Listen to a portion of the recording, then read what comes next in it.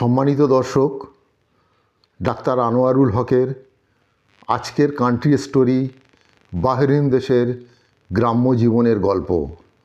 গোধূলির আলো মগরাহাটের লস্কর পরিবারের ঘরটাকে এক স্বপ্নীল রূপ দিয়েছে। শীতল হাওয়া জানালা দিয়ে ঢুকছে হু হু করে, আর ঘরের মধ্যে ভাসছে চায়ের ধোঁয়া আর গরম পকোড়ার সুগন্ধ।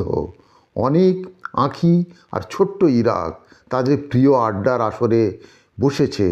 আজকে তাদের আড্ডা বিষয়বস্তু বাহরিন দেশের গল্প।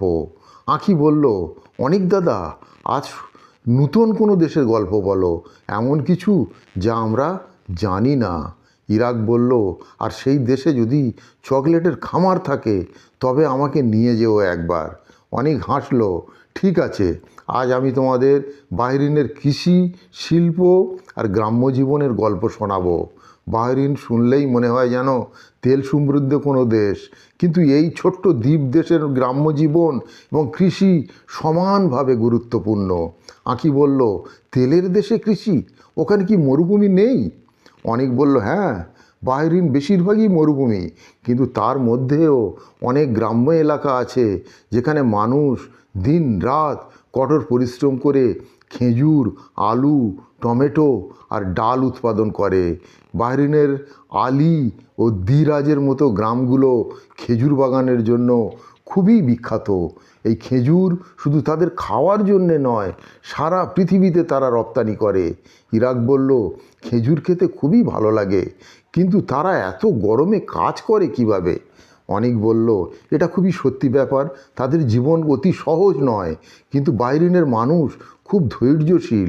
তারা মরুভূমির মাটিতে কৃষি করার জন্য আধুনিক সেচ ব্যবস্থা, বিশেষ জলের প্রযুক্তির ব্যবহার এবং তাদের সংগ্রাম আর পরিশ্রমই তাদের টিকিয়ে রেখেছে এই প্রতিকূল পরিস্থিতিতে। আঁখি বলল, গ্রাম্য জীবন কেমন ওখানে? অনেক বলল, বাহরিনের গ্রাম্য জীবন বেশ সাদামাটা। লোকেরা বেশিরভাগ সময় পরিবারের সঙ্গে কাটায়। তাদের উৎসবগুলো খুবই রঙিন হয়, বিশেষ করে রমজানের সময়। তখন সবাই মিলে খেজুর, দুধ আর মিষ্টি তৈরি করে। তাদের ঘরগুলো মাটির তৈরি, যাতে ভেতরে ঠান্ডা থাকে। আর গ্রামের বাজারগুলো তাজা শাকসবজি আর খেজুর বিক্রি হয়। এসব বাজারে মানুষের আন্তরিকতা আর অতিথি পরায়ণতা চোখে পড়ার মতো। ইরাক বলল, সেখানে কি গরু ছাগলও আছে? অনেক মাথা নেড়ে বলল, হ্যাঁ, বাহরিনের গ্রামের মানুষ গরু, ছাগল, এমনকি উটও পালন করে। উট তাদের জীবনের গুরুত্বপূর্ণ অংশ। উটের দুধ আর মাংস তাদের খাদ্যাভ্যাসের একটা বড় অংশ। আঁখি বলল, তাহলে গ্রামগুলো মরুভূমির মাঝে টিকে আছে মানুষের পরিশ্রম আর ঐক্যের জন্য? অনেক বলল, একদম ঠিক বলেছ আঁকি। বাহরিনের এই গ্রামগুলো আমাদের শিখিয়ে দেয় কিভাবে প্রতিকূল পরিবেশেও আশা আর পরিশ্রম নিয়ে জীবনকে সাজানো যায়। গল্পের এই পর্যায়ে চায়ের কাপে শেষ চুমুক দিতে দিতে তিন ভাই বোন বাহরিনের গ্রাম্য জীবন আর মানুষের সংগ্রামের প্রশংসা করল।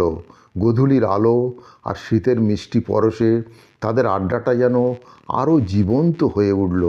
সুপ্রিয় দর্শক, আজকের এই স্টোরিটি যদি আপনাদের ভালো লেগে থাকে, এরকম স্টোরি প্রতিনিয়ত পাওয়ার জন্যে চ্যানেলটিকে সাবস্ক্রাইব করে রাখতে পারেন, আর ভিডিওটিকে লাইক ও শেয়ার করুন। ভালো থাকুন, সুস্থ থাকুন।